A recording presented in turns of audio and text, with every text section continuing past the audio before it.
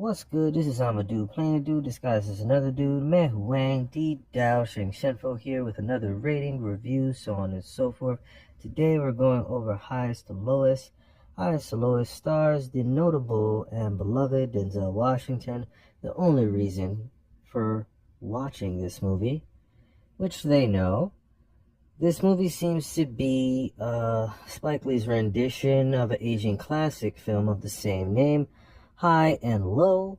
The only difference being it's called High and Low, made by Akira Kurosawa, and how it's conflated with some of the plot of another literary work by the name of King's Novel by Ed McBain.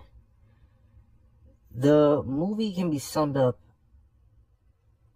as and from the point of view of a music exec played by Denzel Washington and his company that possibly may go under financially if the music exec in question, played by Denzel Washington, doesn't make something lucrative happen.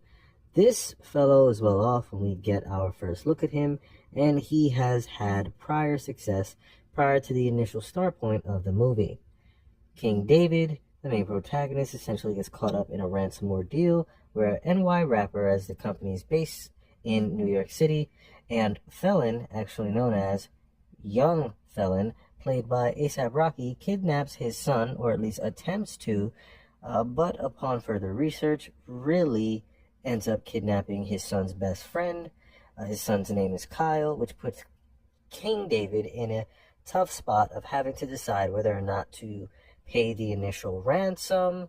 He was contemplating paying for his son, but for his son's best friend, the ransom price is roughly $17.5 million. He's not really trying to pay that. Long story short, he ends up paying the ransom and gets it back due to no help of the New York City police, and Young Felon goes to jail, and King David decides to start his own independent label and sign an indie artist who his son has recommended since the beginning of the movie. That is, I would say, the entirety of the movie, basically. Some points of emphasis that stood out to me within the movie: when King lets the producer go. Extremely confused at this point. If the producer wasn't a convict type of character, I guess maybe that's cool, but you would think the producer was going to, at least